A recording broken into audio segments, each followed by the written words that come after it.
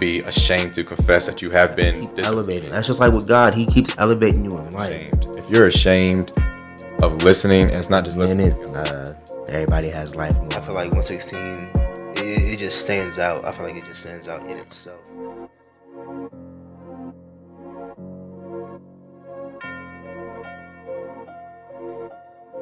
Welcome back. We are here with the 116 podcast. We thank y'all for joining us yet again. We appreciate your support. So today, you already know who I am. My name is Eshe, and of course, I'm already here with... I'm Jalen. What's up? And then we also have a special guest today, Mr. Damion Neblett. Hello, I'm Damion Neblett. Nice to see you guys. Nice to meet you. So tell us a little bit about yourself.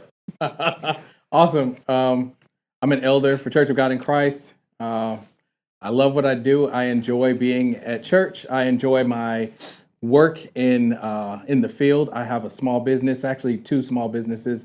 One as a motivational speaker, and I teach people how to open up their own businesses. And then the other one is I'm a small business owner for adults with intellectual disabilities. I own a group home. So I love it. Tough. So what's today's topic today? Today we're going to be discussing the idea of vulnerability. Vulnerability, being vulnerable with others. Now, before we start, I just want to read what Google says vulnerability is.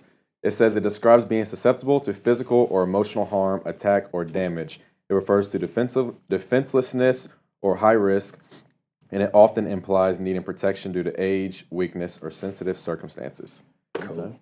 So, what do you guys think of when we talk about, or when we bring up the idea of vulnerability? There's a lot you can think about. It can go many different ways. You have people who are afraid to be vulnerable. You have people who aren't afraid, of course. And then you have people who prey on people's vulnerability. And then, of course, there's a spiritual side. So it's like, we're going to cover a lot of it, I'm pretty sure. Sure. What you think? I think vulnerability is interesting because it's you talking about you. It's you opening up about something that's important to you, something that may have hurt you in the past, something that is more of a secret to you. It could be in relationship, your relation to the Lord, your relation to yourself, your relation to your family, your kids, So yeah, vulnerability is interesting. Yeah, vulnerability is I think vulnerability scares a lot of people. Yeah. Like, I'm not gonna lie, me being vulnerable sometimes scares me. Like, I don't like being a vulnerable person. Personally, I don't. But I understand that you can think of it like this, like, say you go to the weight room, you want to work out, lose weight. You have to break things down to build yourself back up. So vulnerability breaks you down to build you up and make you stronger. That's how I try to look at it. Yeah. I mean, I think of, like you guys already said it, but like vulnerability, it exposes you. It makes you, like what we read the definition, it exposes you to harm, it exposes you to damage and attacks. So people are scared of being vulnerable because they don't want to be damaged. Right. Like, I don't want anybody to harm me. And like, that's not a bad idea. Like, nobody should want to be harmed. But in the same respect, you should not be so fearful of vulnerability where you are scared to open yourself up just because of harm, but then you really are not allowing yourself to be healed as well. Because yes, vulnerability can open you up to hurting, but vulnerability also opens you up to further healing. So vulnerability puts a demand on wisdom, it puts a demand on discernment so that you are vulnerable in the correct spaces, vulnerable with the right people, because you cannot be vulnerable with anyone in the street. Nope. But you can also not be so closed off with people that you're trying to be close with. Vulnerability is how you get closer to people, but it's also a sign that you already are close to them. Mm-hmm. And I think if you are trying to develop intimacy with someone, but you're not willing to be vulnerable, you're hindering your ability to actually grow with them. Right. So I was going to piggyback off of that. Something about vulnerability. When you talk about vulnerability, there's a level of trust that has to take place. And essentially what you're doing when you're vulnerable to someone, to a situation, a person, a place, whatever, you're offering them the weapon to hurt you with, but you're trusting that they'll never use it against you. And I think that's where the fear and vulnerability sits, because you're giving someone the very thing to dismantle you with, but you're having to have faith that they're not going to do it. For instance, putting your trust in the Lord. You put your trust in God and you say, God, I know I'm going to share all of my life and all of these things with you. But then you go to church and you're like, God, now please don't tell that prophet, that preacher, all this stuff about me that you know about me, because I'm trusting you not to say anything. So I think vulnerability is one of those things where you really have to trust. For sure.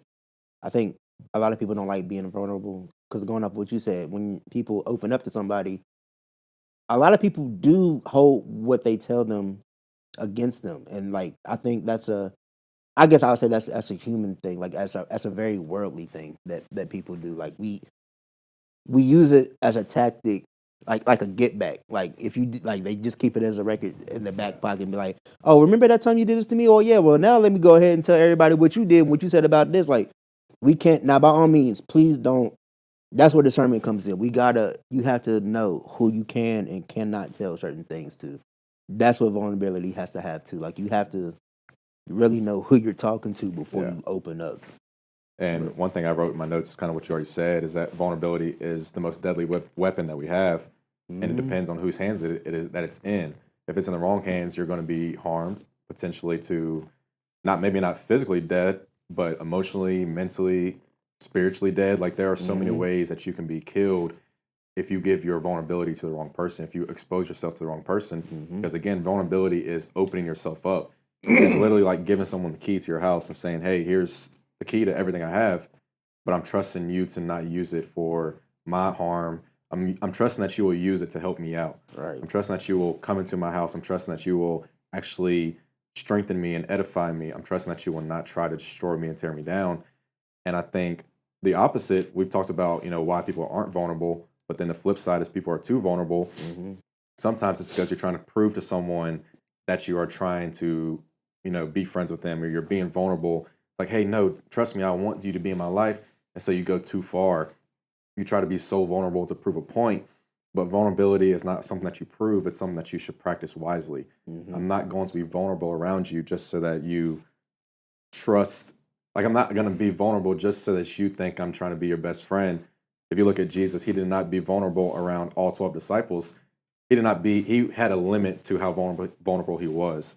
So he had 12 disciples, then he had 3 specific ones that he took aside, and he did a lot of things that he didn't show to the others, but then he had things that he didn't show to anybody, and he only showed to his Father. There's a verse that comes to my mind when I think about vulnerability, Matthew 26. It's in the Garden of Gethsemane. Jesus is in the garden, and in verse 38, it says, my soul is deeply grieved to the point of death. Remain here and keep watch with me. He's talking to his disciples at this time. And then he went a little farther. He says, my Father, if it is possible, let this cup pass from me, yet not as I will, but as you will. He is opening himself up. He is being vulnerable. He is showing them a sign. He is showing them he's showing them so much of himself. Right. And he's showing the Father a depth of weakness that he didn't expose to anyone else. When Jesus was in the boat talking to the thousands, when he was feeding the thousands with the fish and the bread, when he was doing all these things in the city, he was not telling them, I'm scared to go to the cross. He wasn't telling them, guys, I'm worried about going to the cross. He wasn't telling that to the whole entire crowd. He only told that to the Father. He only told that in secrecy and isolation.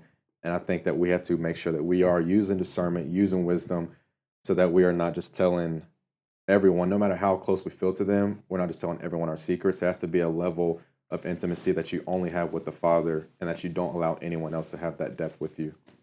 Can I, for a second, as you were talking about that, it made me think about the fact that it's 2026. We have become so vulnerable to AI and so vulnerable to our cell phones. We tell our phones everything. On purpose and on accident. Yeah. If ever your phone was to do a tell-all, I mean, that could be detrimental, but we oftentimes don't look at it in sense of it being vulnerable. We look at it as a sense of, hey, I'm just trying to gather more information. So sometimes vulnerability can be a transactional thing. I understand, you were saying not to share it with everyone. This is a fact. And you've got to be careful with what you say anything to, because you tell somebody something and if it comes back, it's crazy. But I was, I don't know if I'm allowed to share like movies or anything like that, but I was watching Game of Thrones, and one of the characters on Game of Thrones was trying to figure out who was the the person who was giving out all the secrets. Mm-hmm. So then he gave the information differently to each person to see what piece of information came back. Yeah. And I think oftentimes using some kind of wisdom like that will stop you from doing it. It's a great word. Yeah, it was pretty awesome. That's a great. And it makes me Game of think Thrones is a of. good I show. ain't never seen it, but I know it's. I've only seen bits and top pieces, but tier. when I seen it's good. When you brought up the Chat GPT AI aspect of it, like I've seen so many people on social media. It's like my Chat GPT knows so much about me. Like my Chat GPT knows me better than I know myself. Right. You know, stuff. What you were saying, like when you use Chat GPT so much, it will literally learn your vernacular. It will learn your attitude. It will learn, kind of like Siri. It learns who you are. It picks up on your behavior. It learns who you are, and you're not even trying to let it know who you are, but because you use it so often, you give it so much access to your life. You're showing it who you are, and that goes back to like what we've been saying the whole time. People who are not trying to be intimate with, or you should not be intimate with, should not have as much information on you, For sure. because then they can just use that to smite you. Chat GPT should not know who you are. It should not know your behaviors. It should not know your mannerisms like that. But we become so open and susceptible because part of it is we're just lazy to do the work, and we're just like, Chat GPT, do the work for me. For sure. Right. And we sometimes give access to people because we're too lazy to do the work, or we are so desperate for information and attention where we just reach to the closest thing instead of going to the Father and letting Him be the one to teach you. Let Christ, not ChatGPT, be the one to teach you. Not saying that ChatGPT can't be beneficial. Right. It's just, are you using it as a crutch? Are you leaning on it? Or are you just using it here and there? And I think we all, whether it's AI or social media, like Facebook should not be your place where you just go to put all your information. Yeah, vent all your frustration. I shouldn't be scrolling and people are like putting everything on Facebook. Like, let that be put into a prayer. Let that be put into a journal. That doesn't have to be on Facebook. People should not have to, they shouldn't be scrolling and see that you are like always journaling or all that. Like, if you want to go to Facebook to testify, then testify of His goodness and His mercy. But if you're struggling, if you're in distress, go to a friend that is close to you, or just go to the Lord, put it in a journal. But if you're putting it on Facebook, then you are allowing yourself to be open to so much harm that you don't even realize.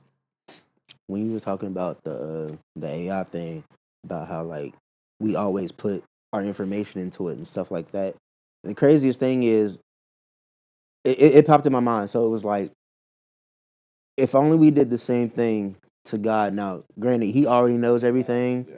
He already knows what we're doing. He already knows what we're thinking. He already knows what we're going to do. But the thing about it is, imagine if we put that same effort just to type it into your phone, blah, blah, blah, let me look this up, or let me save this here, let me save that there, or let me think about this and help me get that. Like, if we put that same type of effort into God, how much further could we go? Because God is still more powerful, more all-knowing than what AI can do. AI is artificial intelligence, which means it still needs somebody to run it. AI definitely needs human interaction. The only thing that trumps everything is God. Like, we need to start putting more of that same type of energy into God and like how we look and go to and discern things. Like, that's what we need to actually start doing. Because AI is not, for one, AI is dead, it's fake. Not fake, but like it's artificial.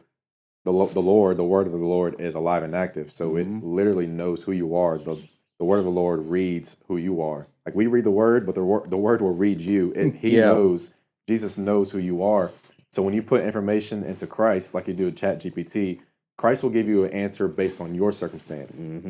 AI is going to give you an answer based on research and studies. Say, hey, it works for this many people, or you should do this, you should try this. God's going to say, this is what you need to do. And this is because God is in the future. God is 10 years from now. God is 100 years from now. When God answers, He is answering not just for your benefit, but your children, your great-grandkids' benefit as well. AI is only going to answer for a current situation to be handled and taken care of.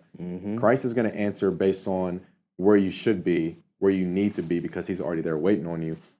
He is alive and active. He is Alpha. He is, like, we can go on and on.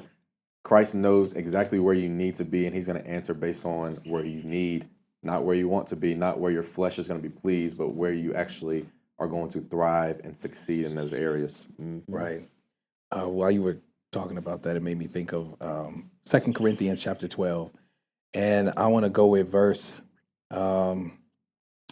It starts at verse 7, Mm-hmm. and basically talking about, Like grace is lest I should be exalted above measure through the abundance of revelation. There was given to me a thorn in the flesh, an example of what it was to be vulnerable to the Father. Mm-hmm. And he expressed that when he sought the Lord, he took it to God multiple times. And I think oftentimes we will say we're vulnerable to the Lord, Yeah. but we'll only take it to him once. I said something to him about it. And because I mentioned it in passing, I wanted him to do something about it, but he didn't do anything. So then I took matters into my own hand. And here we have the apostle saying, I went to God about it 3 times, consistently, fervently in prayer. I spoke about this thing to the Lord, and God gave me the answer of my grace is sufficient for you. In your weakness, my strength is made perfect. Yeah. That vulnerability of his weakness, because he took it to the Lord, and the Lord decided to use this example and show us who he is in the midst of it, show us how he reveals himself, show us how he responds to us. I mean, I love this example because this man was saying, like, I didn't just do it in passing. I strategically sat down. He did that Selah. He sat and meditated on, this is what's going on. These are the words that you've given me, God, but I'm bringing it to you because there is still a thorn in my side. And I love the fact that it never talks about what the thorn is. So he was strategic enough to say, I took it to God, but I was not going to share it with the rest of the world what the thorn is. Yeah. I love that. Love that. So he still was vulnerable, but in his vulnerability, he kept discretion and he was respectful. That's the thing. Like I said, vulnerability has different levels. That's why like we were saying, like you have to choose who and how you say things. Yeah. Because no matter what you say, somebody somewhere is not going to like everything you say. It Right. just doesn't matter. It's human nature. Nobody's going to like everything you have to say. But how you say it and in the manner that you say it will be proof of, I guess, how everybody will perceive what you said. Yeah. Like you just can't say anything and everything to anybody or talk sideways to everybody, because then they'll definitely hold that against you. But if you say it in the correct or so quote unquote proper way, it's not viewed as much, but at the same, it'll still be viewed. So Yeah. When I think of, well, you can think of so many people in the Bible who are vulnerable. One, when you mentioned Paul, what came to mind was Job. Because Job was, man, it's like 40 chapters of just constant suffering, like he's being beat down over and over. And I think there's a connection between vulnerability and faith. The more that you are faithful to the Lord, you're, like we talked about, you're giving your trust to the Lord and saying, hey, here's quote unquote the sword to slay me, and I trust that you won't use it against me. So Job was faithful. Job was upright. The Bible says he was blameless, and he walked with the Lord. And then by chapter 2, Job is suffering immensely more than we could ever understand. He has everything taken away from him because of his faith, because he opened himself up. And the Lord said, have you tried out my servant Job? Yeah. The devil didn't come and say, hey, can I have Job? Or he didn't. Like, the Lord brought Job up in this quote unquote conference meeting with him and the enemy. Yeah. Then the enemy was like, well, I tried him, but you have a hedge around him. God said, okay, I'll take my hedge off of him. You can have every single thing, but you can't have Spare Job. his life. And Job's faith, it opened him up. It gave access to the enemy, because the Lord said, you can have Job, you can have everything of Job's, but you can't have him. And I think there's something that we have to understand as followers of Christ. When we are walking with the Lord, you are naturally becoming susceptible to the attacks from the enemy. Yeah. It's not, there's no way to flip it. You're not going to walk with the Lord and then just walk straight to the gates of heaven without any trouble. There are thorns, there is suffering. Paul says, pick up your cross daily. A cross is, it is imagery, and it is, what's the word I'm looking for? It basically points to the suffering that we have to go through. And we have to be ready for it. We have to be aware of the suffering that naturally comes when we are vulnerable, and then look at the life of Job and study the life of Job, because Job had all these friends that he was vulnerable with at one point, and then when his life went to pieces, his friends were like, they weren't really there. They weren't riding with him. Even his wife was like, curse God and died. In the second chapter, this wasn't like 30th chapter, 40th. yeah. At the beginning of Job's suffering, his wife was like, yeah, this ain't, nah. And it wasn't that she thought it was the enemy. She knew it was the Lord. She said, curse God because you are suffering on his behalf, or because of him, and then you shall die. So he realized another point that I thought about when you were talking, SJ, is vulnerability is also seasonal. You cannot be vulnerable with the same people in every single season. Right. Because one season is going to require a certain group of people. The next season may require nobody. Like you may not have anybody in your life to be vulnerable with in one season. And Job was going through this change in his life where he didn't have any of his friends that were with him. He didn't have his wife that he was being faithful. And he had to learn how to be vulnerable with just the Lord. And Job 15, it says, though you slay me, yet will I still trust you. Yeah. So he's like, God, I realize my vulnerability is what is causing me to be harmed, but I'm still going to trust in you. I'm still going to trust that you will come through. If I die, then I'm going to die because I know where I'm going. I know I'm going to a place that's greater. And he didn't shut himself off for the sake of having his own strength revived on earth because he realized strength on the earth means nothing. That's not going to last. Once I die, I'm going to a place either of eternal strength or eternal suffering. And I'm willing to be vulnerable for the sake of suffering if it leads to eternal strength. I think that story of Job hits on something that a lot of people don't, and this goes across the board, especially in the church realm. People always assume that if something bad is happening to you, it's because of something you've done, something you're doing wrong, something you should have done better or done differently, and they completely forget in Job chapter 1 that God said, "Have you considered my servant Job?" It was God who did that, and God allowed that particular suffering for a reason. To every life, rain must fall. There has to. And Pastor Mark said something that I thought was awesome in service today. He said, God will always leave something that keeps you running back to him. And I think that's important because, like Paul, we all recognize that there are thorns in our flesh. And there are some times where it's like, okay, God, if you just do this thing and remove this completely away from me, I won't have any more issues of whatever this problem is. And God is saying, no, my grace is sufficient for you. I'm still here for you. In the midst of all of that, I'm still going to be God. In the midst of all of that, can you still trust me? And I love that aspect of it. Vulnerability in the line of trust. You recognize that God is, no matter what, he's going to be God for you. I was, I don't know if I'm going to share it. Clearly, I got something on my arm. So it's okay to talk about. Be vulnerable. It's okay to talk about it. I lifted a car. It was in the snow. I literally grabbed the front end of somebody's Hyundai Elantra and took a few steps. And when I went to sit it down, I should have just dropped it. But when I went to sit it down, I tore my bicep tendons in the back of my arm. I jacked myself up pretty bad. But I keep hearing, I know. Like this guy. I was doing it for, that's whatever. Anyway, I was doing it for an older couple. They was stuck it was cold. Okay, so It had been freezing. The other aspect of this is people keep giving me this same phrase over and over again that's not scripture. No good deed goes unpunished.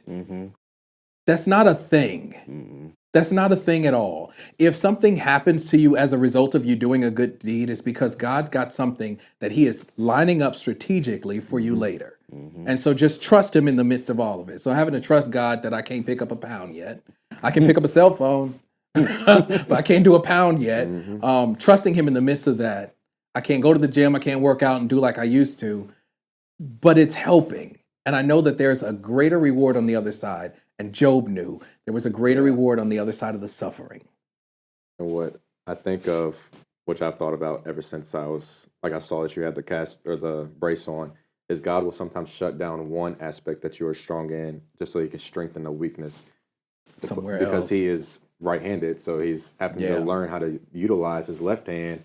And he's learning how to, because naturally you're trying to reach after things with your right hand, and then your body's like, hey, that hurts. Yeah. And you got to put it down. You had surgery, bro. Don't do that no more. And then you have to learn to use The left. because your autonomy is saying use what's natural. If I threw a ball, you'd probably try to catch it with your right. But your now I have to body figure and out. your brain is learning how to access the other side, because if you're only strong in the right side, you can't really do anything. You have to have left and a right. If we're talking about fighting, literally, you have to learn how to fight with both hands. And in the spiritual realm, if you can only fight in one way, the enemy's just going to attack that one way and shut that down, so that everything else that you are weak in, he can just ignore that because you don't have any strength there. So God will sometimes put you in a place of weakness where you are strong. So those other places of weakness, you can be strengthened and edified. Because once he gets out of that brace in a few months, his left arm is going to be just as strong as his right. Right. And it's going to be like whichever way you want to get it, you can catch these hands in a spiritual way. In a spiritual way, yeah. Sometimes it fits. No, I'm just Because we kidding. wrestle against. Not against flesh and blood. But knuck if you buck. Thanks. Anyways, but like we have to have more than just a prayer life. We have to also have a Bible reading life. We have to have a life of fasting. The Bible doesn't say if you fast. No, you're supposed The Bible to. says when you fast. So Yep. Jesus is literally expecting you to fast on a regular basis, not a first fruits just of the month kind of fast. Just you did it for, a month, of the the month of year. January or 3 weeks. Yep. That's great, but there's 11 other months. You should be fasting throughout those months, just like there are 6 other days throughout the week that you have to be also in Christ. If you were going to church on Sundays and opening up, but then on the other 6 days you're opening up to the world, you are being vulnerable with the Lord, but then also being vulnerable with the world, and now you are being a servant of two gods. So you have to be vulnerable with the Lord only, and I didn't realize that point. When you are vulnerable with two different entities and two different beings, two different gods, that is what leads to being lukewarm Yeah. and eventually backsliding. How can you be vulnerable with the Lord, who is great and mighty and righteous, but then also be vulnerable with ungodliness, which is going to destroy you? It's going to tear you down. It's going to say, hey, I got something for you, just like the enemy in the garden. It's like, hey, eat this. This tastes good. This looks good. This is desirable. It makes someone wise. Like, great. God said don't do that. So when you're vulnerable with the Lord only, you look at everything else and you say, no, I'm shut off to that. I'm closed off to that. Because being vulnerable means I hand the keys to my God, and he has he makes the decision on who I shut myself off to. So he says, whenever you open yourself up to something, you allow that entity to have authority to shut yourself off to everything else. Yeah. So I open myself up to the Lord, and he says, this, and this you shall shut yourself off to, but this, and this you shall open yourself up to. And oftentimes we think in our minds, God's going to shut me off to unrighteous people. He's not going to allow anybody in my life to come that is rude. And then he's going to open me up to people that are just awesome. But sometimes God will open you up to people that are dark and evil and wicked, because those are the people he wants you to minister to. Those are the people he wants you to reach. Or he may say, now you need to be shut off to this, which is something that pleases you. I need you to shut yourself off to weed. I need you to shut yourself off to alcohol. I need you to shut yourself off to social media.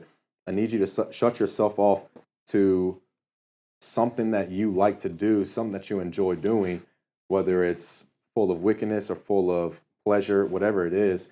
God's going to say at some point, stop doing this, close that door, and open this door that leads to godliness and righteousness. For sure.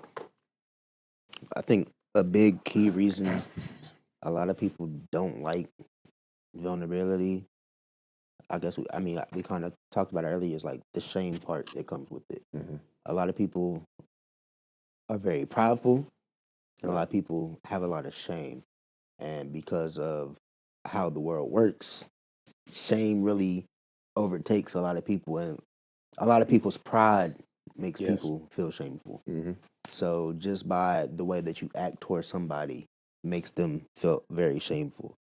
But like what Romans 8:1 says, there is therefore no new condemnation for those who are in Christ Jesus. So there's nothing new. There's nothing that you could ever go through that you can never go to God about. Yeah. You know what I'm saying? Like, that's why when you were saying earlier about having at least one person that you know you can always talk to, one person who's always in your corner, like, it's always a good thing. It's always a good feeling to have that you know you can be open with somebody about everything, and then nothing's going to come back on you. But if you don't have that one person yet, please try Jesus. Like, stop trying yourself. Try Jesus. Yeah. Like, on some real, like, stop trying yourself. Yeah. If yourself still has you stuck, get unstuck with God. Like, that's really the basic way I can say it. Like, you can't get unstuck by yourself. He lifts cars. He was by himself when he did it, but he did it for somebody else. He Not for helped 6 more somebody. months. Right. I'm not gonna do it no more. Can't lift his phone right now. Right. I can't But he lift did it for somebody else. Like, Lift it higher. be good for somebody else. He said, lift your arms higher. Salute. Salute. Listen, okay, we're gonna leave that alone. He said, my head's Go ahead and down. salute to the flag. Something I did want to say while y'all were talking. So earlier today, the Lord gave me an analogy. He showed me something, and I I keep getting all these weird visions, and the Lord starts talking to me and saying certain things. So I had this idea. Each and every person, each and every life is a light, right? All of us are light in the midst of a dark world. No matter how much of God you have, there is light. So that light literally runs off darkness. It shoos darkness away. It flushes out all the darkness. And if you've got just a little bit of light, you can only illuminate a small area. When you are vulnerable to God, all you're doing is you're turning that light up. Because the more you become vulnerable to God, God becomes vulnerable to you. As you open up to him, he opens up to you. All of a sudden now, the more of God that you have on the inside of you, the bigger your light is. And now you are able to illuminate more of a space. You don't just become a light in that aspect. As you open up to the Lord, you become a beacon. A beacon is a shining light that people can run to when they are lost in the darkness. So not only do you become light for yourself, but as you become a beacon, when you open up vulnerable to the Lord and he opens up to you, you become a beacon to this dark world. And when there's enough of us beacons together, we can take anything. That's how one can chase 1,000 and two can put 10,000 to flight.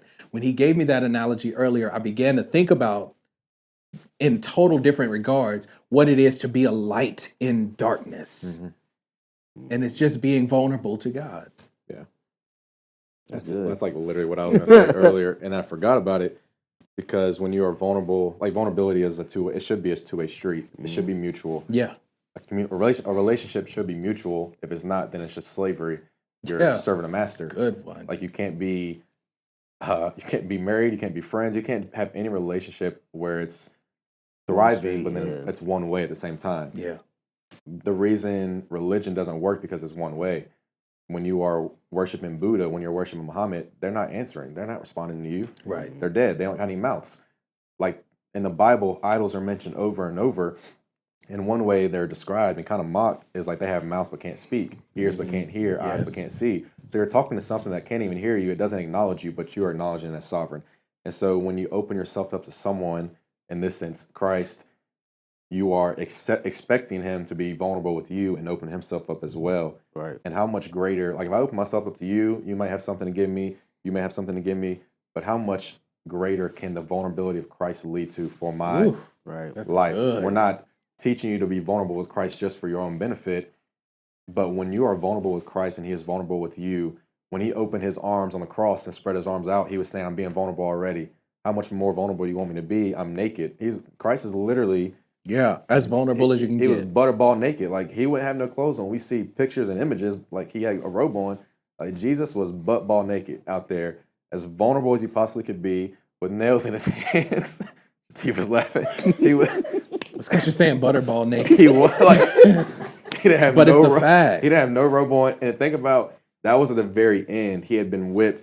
Like, he had bones exposed. He had Blood's hanging out, everything. like, you probably couldn't even tell who he was because so much blood was on his face, blood on his arms. Like, the fact that he didn't bleed out is a testament to the Lord upholding him until the very end to fulfill the prophecy, which is a whole nother idea.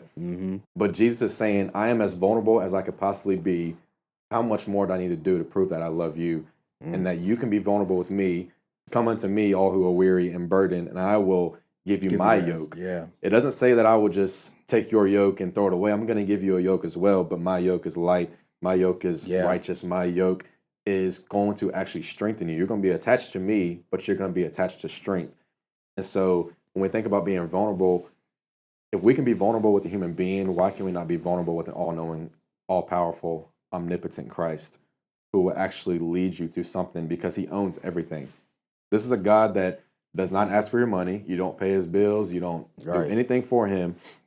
He's saying, be vulnerable with me and I will do everything for you. Yeah. There was nothing that I gain. There's nothing that he gains from my life except my heart. Like, God is not gaining more reputation. He's gaining a wretched and wicked man in me, and everybody who accepts Christ, he's accepting and receiving someone who was full of darkness. He snatched us out of darkness into his marvelous light. Yeah, is what 1 Peter, I think 2:9 says. So when you are, think about that every single day. If I am vulnerable with a human being who is just as flawed as me, and if you can't think about that, it goes back to pride. Like, no, they're not as prideful as me. They do this, this, and this. I only do this. You still sin. Like, you still live in sin. You still We really be in our own way. Yeah. So much. Like, we've all sinned and fallen short of the glory of God, whether you have murdered somebody or whether you were just a thief. It doesn't matter. You are part of the reason Christ was on the cross. And so being vulnerable with Christ produces so much more than we could ever receive from anybody else, from being vulnerable with anybody else on earth. He is going to open up the windows of heaven, which we say it, but like he will literally pour out not just blessings of materials, but blessings of peace, blessings of joy. That is when Christ opens himself up and he gives you peace, everything that you lack won't even come to your mind. Yeah. Like, why do you have peace? Why do you have joy? Because I have Christ. Not because I have a house that's paid for, not because I have a car, a job that I love, because I have Christ on my side. I wake up with joy because I have Jesus with me. You know, the craziest thing about it, like I said earlier, God knows everything we're going to do, that we have done and what we haven't done yet. Like, so I'm talking to myself right now. Like, so why? I do be vulnerable. Like, I tell God everything. Like, it's just he already knows. So it's like, I don't understand. It's like, why can't we always just tell him? You know what I'm saying? It's like, I don't know if that has to do with pride. He's an all-knowing God. There's nothing that you can do. You can't hide from him. There's nowhere you can go. He's omnipresent. He's everywhere. So it's like, why can't we always just tell him how we feel, what we're thinking, like what we need help with, anything? Like, he is the best person to ever be fully vulnerable with, but we stop ourselves from doing it at all times. Now, I get sometimes it's because like we have that stigma in our head where I want to fix this myself because I can't come to the Lord like this, and he wants you in any way, shape, or form that you come to him. He's not pushing you away just because you did something you weren't supposed to do. He's not mad at you because you did it. He's sad because something tempted you to do it that drew you away from him. Like, he's waiting on you to come as you are. So it's like we need to get out of that mindset of we need to just go ahead and give God everything. Like, he just wants to, be vulnerable to him. Yeah. Like, we just got to do it, man. Like, it's hard, but we got to do it. If you're going to be vulnerable, know that when you open your mouth and you speak, you're talking to someone. Even if you're saying, I'm just talking to myself, you're talking to someone. Talk to God. Talk to the enemy. One of the two of those are going to betray you, and I promise you, God's not going to betray you. Right. One person that you can for sure trust that he's going to do it every single time, the enemy's always going to do it. The Bible calls him the accuser of the brethren. He's going to take every little jot and tittle that you say to use it against you. Be careful what you say, because it can and will be used against you at every point from the enemy. The court of the enemy. Period. But when you're talking to the Lord and you open up and you share and you express, God doesn't use stuff against you to destroy. He doesn't use stuff against you to harm you. He doesn't use it against you. All things work together for the good of them that love the Lord and who are called according to his purpose. Everything you share with God, he's working it out for your good. He's going to manifest doing this thing for your good. So there's no other place but to just be in his will and trust. I think people slow down from doing it too because God moves in his time. Well, he moves outside of time anyway. We move in time. God created time for us. So we move in time. And when it doesn't happen on our time, I think that's what makes people kind of stray away. It's like you said, you gotta stay the course. You just gotta stay the course. Like, we understand it gets tough, it gets hard. Nobody was a millionaire overnight. I mean, technically, but kinda. Some people might have been, but I mean, you know what I'm saying? Like, nobody had everything happen for him overnight. Like, everything is a process. Everything takes steps. Everything has plans. Like, you just need to stay the course. Keep pushing. Don't ever stop fighting. Like, don't give up. Wow, I don't know. A lot of people give up real easy. I don't understand why people give up so easily. Part of it, I think, goes into the when it comes to like what you are, how you are seeing. Walking by faith, walk by sight. If you're walking by sight, it means that you are walking according to the time of the world. I think I only got 70 years to, get money. I only have 70 years to raise my children, do all these things, and be successful. Once I die, I'm either going to heaven or hell. And a lot of people know that, but when they're walking by sight, they're trying to achieve things on earth. When I say, you know what, I'm going to look to the things that are eternal, Colossians 3:2, First Corinthians or Second Corinthians, I think, like chapter 4. There's so many times Paul is talking about, hey, ignore the things that are visible, and that are full of that you can actually see, and look to the things that are eternal, that are immortal. Right. Walk by faith means I look to the Lord. I look to the eternal kingdom. If in 70 years I don't have the $1 million that I want, cool. I'm going to have everything in heaven. I'm going to have eternal peace. I'm going to have eternal joy.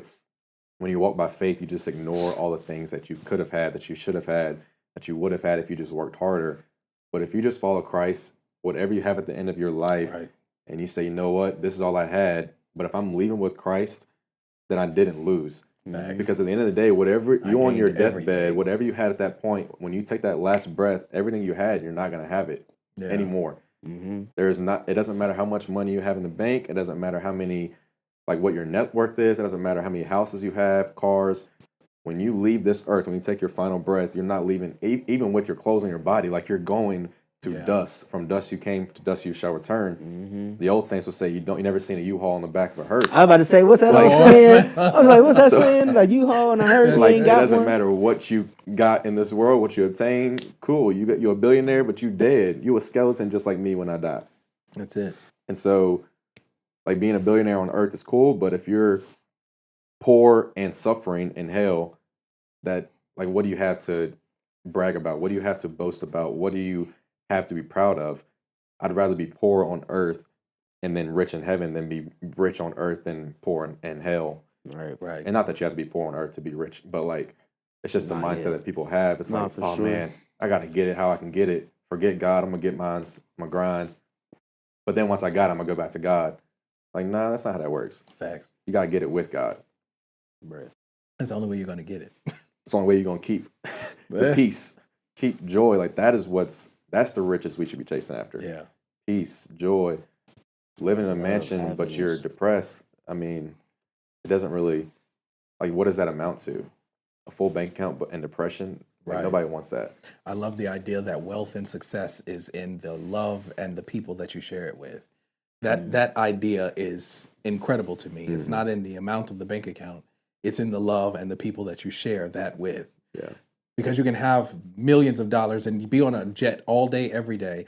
But if you've got nobody to love you, that's a sad, miserable existence. Mm-hmm. You have nobody. You can pay people to come and fake, but nobody wants to be fake in front of people all the time. You need somebody that's going to show you some genuine care, some support, I got an ear to listen to, and God is always listening. Mm-hmm. I love it. Standing there with outstretched hands, just waiting for you to come home. Yeah. Like, there's no better person. Because you can't pay for vulnerability. No, you can't. Not with money, at least. No. Makes me think, you said outstretched hands, maybe think of the son. The king is running to his son Yes. in the prodigal son, Luke chapter 15. That is beyond vulnerable and humble. Yeah. The king who, like, kings don't run. Kings wear robes. They are, Yeah. they sit on the thrones. They wait for people to come to them. The king said, I see you coming to me, but I'm not going to wait because I'm so ecstatic to see my son who was gone. And religion is like, where did you go? Why'd you run? Why were you gone so Yeah. long? Relationship with Christ says, I'm glad you came back finally. Yeah. I'm so glad to see you. He was dirty. He was full of just nastiness. And was restored. And the king was clean and he had his, he was sedity.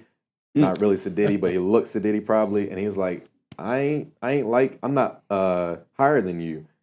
I'm just going to run out to you. If I get dirty, I get dirty, but I'm going to give you the biggest hug. I'm going to take you back in. And then he gave him a crown. He gave him a ring and a robe. Yeah. He gave him back his sonship. Yeah. I love that. And that is what our vulnerability leads to. It's the vulnerability of the king, who is Jesus. He is vulnerable with us. And That's definitely a powerful story for real. it's scary how we're so easy to be vulnerable with our flesh, but not our spirit. Yeah. It means that your flesh has too much power. It means that you have not crucified your flesh. If you are so easy to be vulnerable, like outside the church, if you are so easy to be vulnerable outside the church than you are inside, come to the altar if anyone needs saving. I don't need saving. I'm okay. Yeah. But when you get outside the church, you're so easy to tell everyone your story, or you're so easy, not tell everyone your story, but like you're so easy to run after things to fill this temporary peace, temporary joy, those type of things. Like, why does your flesh have so much power where you can be vulnerable outside of a place, which I think part of it is because Christians have berated people for so long. Yeah. Mm-hmm. And it's like, I can't be vulnerable in front of you Mm-hmm. because you're going to destroy me. And then we don't want to be vulnerable with the Lord because we view him as if he is going to be the same as his people. Yeah. I was vulnerable with Christians and they beat me down. They judged me. I'm not going to Christ. Those are his children. Mhm. He taught them that. And that's how we perceive people. Mhm. But Christ is not going to do what his people do. He's going to be who he is. But that's because people forgot. Mm-hmm. And I think it's easy to put on clothes on Sunday morning, go and sit at the church, sing in the choir, sit on the pulpit. It's easy to go and get yourself together and look apart. Mm-hmm. It's easy to do that. And sometimes people forget that in order to get there, I had to remember who I was and I had to go and grovel at the feet of God. Yeah. I had to go and throw myself at the cross and put my hands up and say, God, I need you to forgive me because I have sinned. We forget that moment. Mm-hmm. That moment of vulnerability, which is an extreme vulnerability. We forget that moment. And then when we forget that moment, it's like everybody ought to be where we are in this moment today. Mm-hmm. And that's how people who come in ready to go and throw themselves at the cross, at the altar, and then they feel like they are the worst scum of the world because they are human beings. Mm-hmm. We should never make people feel that way, especially not in the church. We should remember what it took for us to get saved. We should Exactly, remember the yeah. moment when we came and fell before the Lord. If that moment was 20, 30, 40 years ago, if that moment was last night or this morning when you woke up because of what you did last night, as a Christian person, we have to remember that we are all humans. All have sinned and fall short of God's glory. You said it. It is a truth. And if we start walking around with that form of humility and that same outstretched hands as Christ does, Yeah. how many more could we save? How many more could get saved because of it? Would come to the Lord vulnerable and say, God, you know what? I acknowledge I have sinned. Yeah. Forgive me and accept me, please. And just like the father for the prodigal son, you're restored to sonship. Yep. It's like that. Doesn't take 16. Oh, you got to take a 16-month journey in order to. No. Pay out You his asked money him to so come you into can your get heart. He said, okay. He was quick. Yeah. Draw nigh to him and he'll draw nigh to you. Faithful and just to forgive. There's no membership fee you got to pay. There's no lessons. Mm-hmm. He's like, He's a good I'm yours God. now. You're Yeah. mine and I'm yours. And then we start the process Mm-hmm. of walking in salvation. There's no Yeah. process to become saved. It's just, you want me, I want you. Accept it. me and I'll accept you. Like, that's the process. It's just flip of a switch. And then you start going through the process and the teaching of how to walk like you're saved. Yeah. But I think of, while you're talking, there's a parable in Luke chapter 18. It's called the parable of the Pharisee and the tax collector. Yes. But in this context, like what we're talking about for the discussion, I think of the parable of true vulnerability and false vulnerability. Yeah. In verse 11 or verse 10 talks about there's two men, a Pharisee tax collector, come to the temple to pray. Verse 11, the Pharisee stood by himself and prayed, God, I thank you that I'm not like other people. I'm not like robbers, evildoers, adulterers, or even like this tax collector who was standing right there.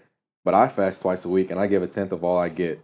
But the tax collector stood there at a distance. He would not even look up to heaven, but he beat his chest and said, God, have mercy on me, a sinner. Jesus. And then Jesus says, I tell you that this man, rather than the other, the tax collector, rather than the Pharisee, Right. went home justified before God. For all those who exalt themselves will be humbled, and all those who humble themselves will be exalted. Jesus is saying a tax collector, who in that time was like what I call the IRS. They're robbers, they're thieves. In case you're listening to this, I didn't say that IRS. Give me some extra money on my tax thing. But they are the ones that steal. I didn't get no money this year. God. I was hearsay. It was hearsay. Jesus. But anyways, that wasn't me. He is saying the tax collector who was a thief, who was taking people's money, is more justified or is justified, but not the person who was religious, the Pharisee who knew the Bible, well, the Torah, the first 5 books.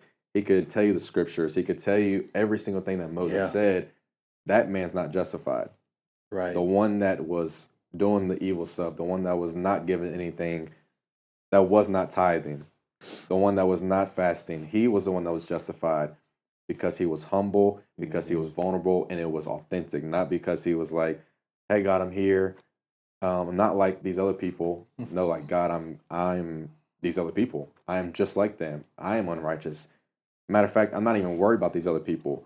Not about That's not what them at all. vulnerability at its core is like. I don't care. I'm not worried about anybody else. I don't know what anybody else is doing with their life because I'm so focused on how can I get right with you, Jesus. Right. Because if they're out there doing ugly and dirt, I can't even focus on them. I got too many planks in my own eyes to worry about everybody else's. Kiara Sheard wrote a song many years ago, and there's a song called "This Is Me," and that's just truly what it is. You got to go to God and say, "God, this is me in my entirety," and lay that out before Him. Just completely, just every little jot and tittle of who you are, lay it out before the Lord.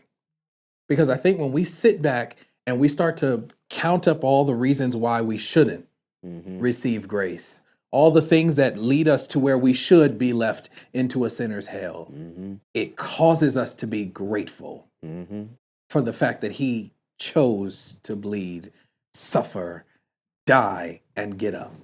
It just causes us the opportunity to say, you know what? I don't deserve none of it. Yeah. I only deserve it because you decided to give it to me. So I receive it because this is me in my entirety, a person saved merely by your grace. With you, I'm something, and without you, I'm nothing at all. Not a thing. And I think of like an example of what we hear today in modern, just the world of like false vulnerability. It's like, this is me, I'm not going to change, or this is how I am, I can't help it. Yeah. Like that's you opening up, but you're not really opening up to being changed. You're just trying to express your inability to actually grow and mature. Like that's you, that you can't change. You must be Christ, because He's the one that doesn't change. If you can't change, if you can't grow, if you can't accept, like, yeah, you are the way you are, but you don't have to just stay that way. Right. False vulnerability is like, man, that's just who I am. I can't change who I am. Right. Vulnerability is like, this is who I am, but I'm not trying to be this way. I am, like what you said, undeserving of grace, undeserving of mercy. And I'm trying to get to and I want to get to a place where I'm just at the feet of the Lord every single day. That's right. I don't lay at the feet of the Lord to try to look righteous. I don't lay at His feet because I want to be seen as upright. I lay at the feet of the Lord because He is righteous and I'm not. That's it. I lay at His feet not to be perceived as humble or perceived as anything like that. I am trying to become humble. That's why I'm at His feet. I saw, I think it was on like Facebook, it said the tree that bears the most fruit bows the lowest. If you are bearing fruitfulness, you will bow low. But it is those that are unfruitful. It is the branches and the trees that have no fruit, the fig tree, that will not bow at all, but they'll stand tall. And they may provide a lot of shade, a lot of beauty, but the ones that had no fruit is the ones that Jesus cursed. Yeah. Jesus didn't go and curse the evil ones. Jesus didn't go and curse those who were doing wickedness. He cursed the fig tree, which is a representation of a Christian that does not have any fruit. So He's not coming to curse the unfaithful, the ones stuck in darkness. He's cursing the ones that are following Him but aren't bearing fruit. Right. Yeah. He's cursing those that are straddling the fence. He's not cursing the cold. He's cursing the lukewarm. The hot are over here, they're walking with Him. The cold over here, they're ignoring Him. The lukewarm in the middle, trying to be on both sides. And He says, those are the ones that I spit out. Those are the ones that I hate, that I'm cursing. And are you able to bow low on a regular basis and say, God, change me, oh God, change everything that is in me? And we cannot get to a place of saying, okay, I've been changed, I'm just going to start walking now. Like, no, there should never be a day where you stop saying, change me, oh God, make me more like you. Yeah. That should be our daily prayer. That should be our daily desire to say, Lord, change me from the inside out, search my innermost being. And if that is not your prayer request on any day, then you already start to backslide. Right. If at any point you don't say, change me, oh God, maybe not verbally, but like if your heart is not saying, change me, oh God, then you're beginning the position or the process of backsliding. We have to get to a place where we say, change me, and then also accept what He says to change. Yeah. You want me to change? Okay, get rid of that. God, change what you want to change about me. That's not how it works. God decides what He wants to change, and you decide if you allow Him to actually do that. And if you actually do your responsibility to change it, because Christ is. We have a responsibility in our process of development and growth, and he has his responsibility. One aspect I think about it is healing. We want God, like Pastor talked about today, to just heal us from like depression with the snap of a finger. We want him to just heal us and make us healthy, but we don't want to eat any vegetables or fruit. Right. Like there is a practical and natural aspect of healing. Healing is his responsibility, but health is our responsibility. Right. God isn't going to put that healthy food in your plate. God is not going to take you off of social media. You have to get off of social media. You have to actually open up a Bible. You have to have accountability. He's not going to come and do it for you, or else your worship is forced and is default. He wants your worship to be a desire and from discipline. All I hear when you were talking is God wants a yes. It's an old song, but I thank him for it. God wants a yes. That's it. God wants a yes. That's it. I was going to go up, but I remembered I'm not Sopranos. So silly. Then you call Sister Donna over I'm here. not a Sopranos. She go up. God wants a yes. Anybody else? I mean, I can go on and on and on, but I mean, this is good. I like it. I got more. I had 3 bullet points that I wrote down. The third, I think we already kind of like touched on it, but it just says whoever is not vulnerable denies their humanity, but then also denies their ability to be like Christ. It is so dangerous to avoid vulnerability because we're avoiding our nature. We are human beings. We should be vulnerable. We are emotional naturally. Our emotions and our humanity it's what makes us humans. Emotions is what makes us a human being. Right. Being vulnerable is what makes you being vulnerable in a wise manner is what makes you be like Christ. So I'll say emotions make you human. Being vulnerable in a wise manner makes you like Christ. Because anybody can be vulnerable, anybody can be open, anybody can be closed off. But when you do it in a wise, discerning manner, when you close off the wrong people, when you open up in the right manner, that is when you're being like Christ. That is when you're being human. That is when you're being an image bearer. Because God allows us to go through tests and trials and temptations so it can be our testimony for other people to also have a testimony. Like I went through this, and this, and then I crossed paths with somebody going through the same exact thing. But if I am not vulnerable with them, how can they know that there is healing on the other side? Right. They need to know that there is a Savior. They need to know that there is healing and deliverance, because deliverance doesn't always come from a deliverance service. Right. Like sometimes we'll be so spiritual that we forget practical things exist. Therapy exists. Counseling exists. It does. There are all these things where healing takes place, and it's not on the altar all the time. It's not always laying of the hands and anointing people with oil. We take James 5:16 and treat it as like it's always the method of healing. God didn't say every single time that you do this, there will be healing. Yeah. Sometimes you need healing, and sometimes that means go to a counselor. Sometimes that means just get off social media. Sometimes it's something very simple, but then it can also be something very long-term and a full process. Yeah. I was going to say in Psalm 94 and 18, it says, when I said my foot is slipping, your unfailing love, and this is in the NIV, your unfailing love, Lord, supported me. When anxiety was great within me, your consolation brought me joy. You have to have a moment in vulnerability of recognition. Where am I? And I think the natural perspective that you're talking about, taking stock, where am I in the world, in my situation right now? And the psalmist said it, when my foot was slipping. That means that there are moments where even in sanctification and salvation, that you may have moments where your foot slides. You may have moments of anxiety. You may have moments of fear. The Bible says, do not fear. Some, 200-300 times? 365. Yes. Do not fear. Why would God say do not fear that many times? Because he knew we as the people of God would have fear. So taking stock of where you are in that moment and then acknowledging that when you bring it to the Lord, God's going to give you an answer. It says, when my foot was slipping, your unfailing love. It didn't say you grabbed my foot and put it back. Your love, your unfailing love supported me. And then it says, when anxiety was great within me, it didn't say you calmed my anxiety. It says your consolation. When you began to console my spirit, man, I began to exude joy.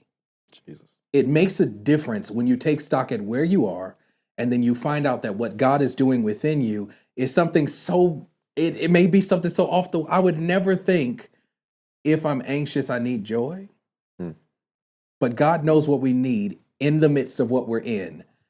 If my foot is slipping, love, your unfailing love, that's what was needed in that moment. And I really appreciate the psalmist for writing that down because it gives you an opportunity to experience the natural side of it and not always just the spiritual side of things.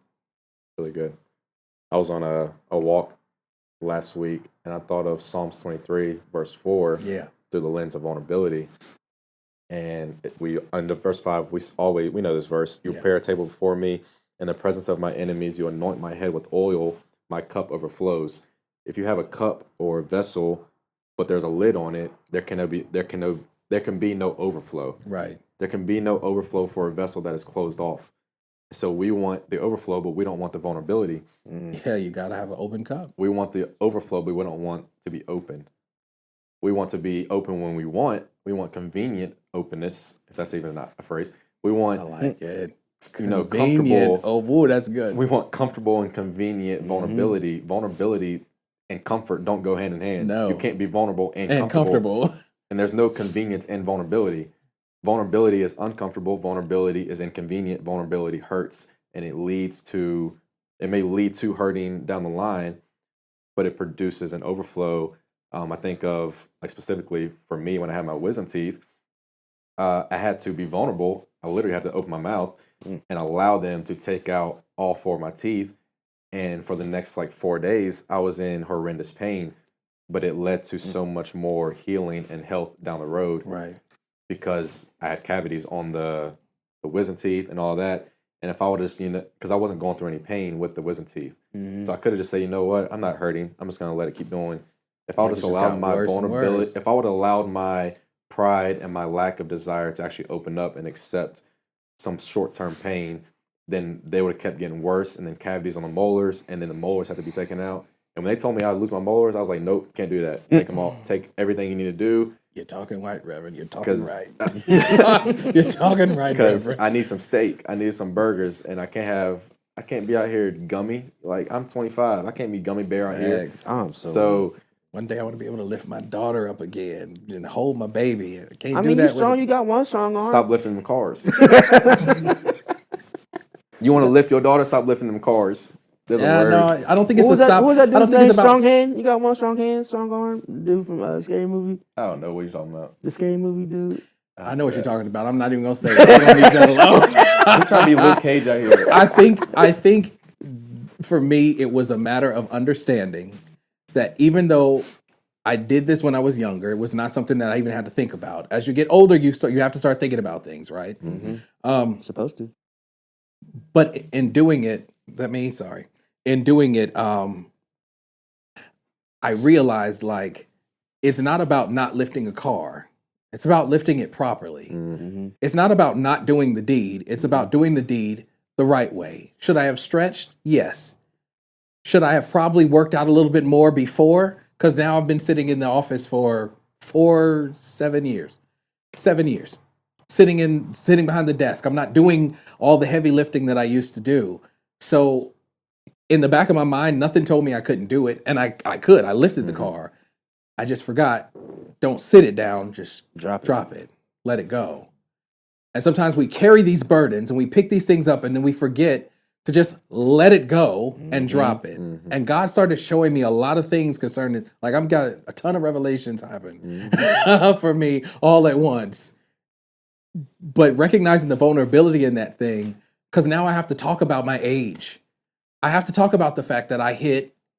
Are you gonna say it out loud? Another year older. You've done that about 42 times, right? Yeah, we're just talking about the fact that I've gotten a little older. But I had to start talking about that stuff because you hear people getting older and they say things like, "I'm nearing the end of my life" versus the beginning. And I don't think there's ever a time where we say that we are not nearing the end. Every second you live, you're getting closer to the end. Yeah. you're further away from the beginning every second you live. Mm-hmm.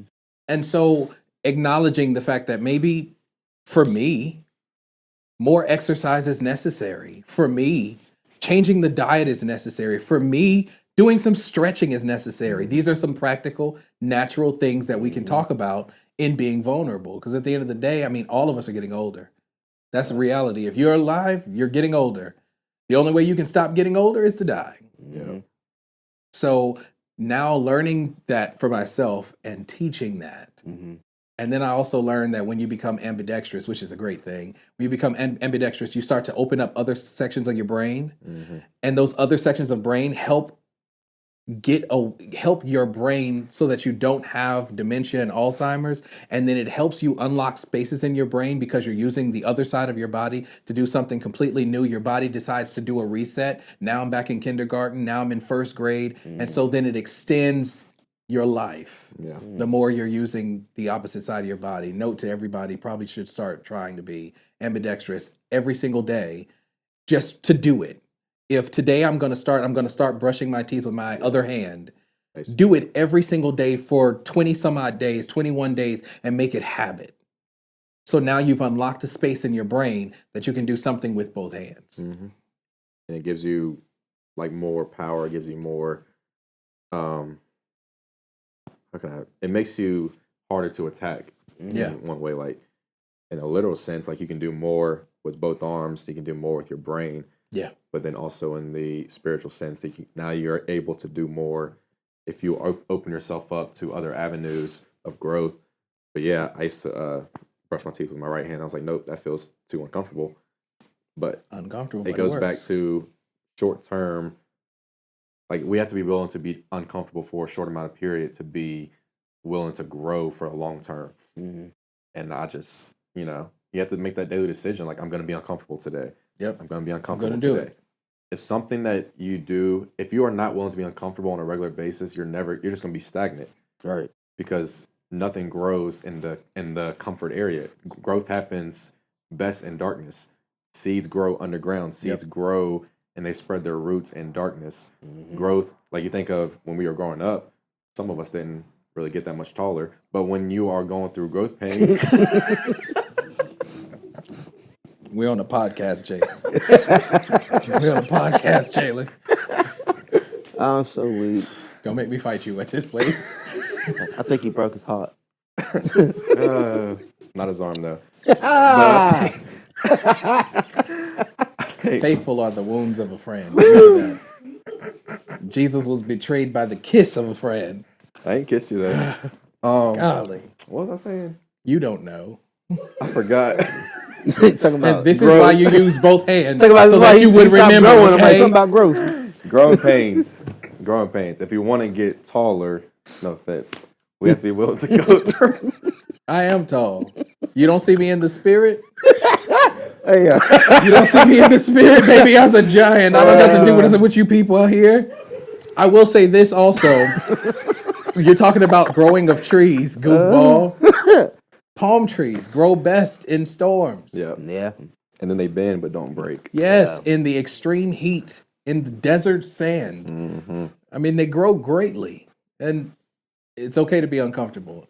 Your little jokes, I mean, I've been hearing them all my life. I don't care. I don't care. It doesn't bother me. I didn't mean to do it on purpose, and I thought about you sitting right here. I was like, That's because you're aggressive. I'm so that weak. was funny. But no, I mean that is real. Like being willing to be put in a storm.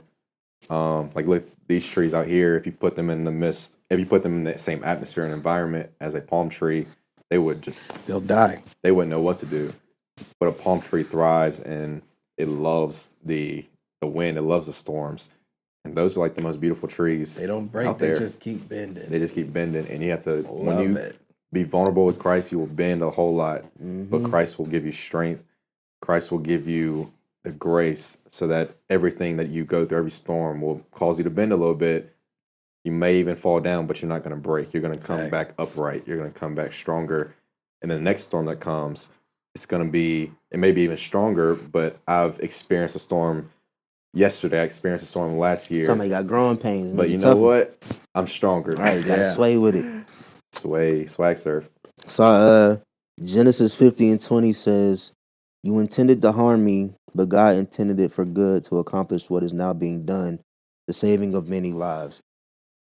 Like we said earlier, vulnerability is meant to make you stronger. You never know who you can minister to, who you can touch, whatever, in any way, shape, or form. You can bless somebody else's life with how vulnerable you were in opening up with them, especially if they're going through the same thing that you've already overcome. You know what I mean? We need, as people, need to be better about how we handle other people's problems in different areas that they go through. Like, we don't need to be so judgmental towards everybody. Everything doesn't need to be judged. We're not supposed to judge anyway. Yeah, I know there's righteous judgment, cool, but that's not the same. People are just too judgmental. We need to be more open. We need to be more humble. We need to be more susceptible to people's feelings and different things like that. Now, I'm not saying condone what they doing, but like, be truthful with them. Like, be a true friend to somebody. Stop doing for yourself. Go be a true friend to somebody. Help them grow. Help them get through what they're going through. And then, like, because the more you help them, God's going to continue to bless you to help you thrive and more and keep going, like you were saying earlier. Every storm that you go through is to help you bless the next one to go through something different that's close to the same thing. So. Like David, when he was with on the hill with Goliath, he was like, "Y'all don't know who I am? I used to fight bears and all these animals." I just said it. Who is what? I just said it. You don't see me in the spirit. The fact that me and David are the same height, that just blesses my soul. Yeah, but he was like 16. Doesn't matter. He didn't get much taller than that. Weren't they like really short back then? Not necessarily. Okay, I don't know. I don't know. Just saying. That's hilarious. All right, guys, thank you for tuning in. We hope you enjoyed this message. We hope that you grow and learn something about vulnerability and how to actually apply it in your life as well. This is a Romans 1:16 podcast based on the verse Romans 1:16. "For I am not ashamed of the gospel, for it is the power of God for salvation to everyone who believes."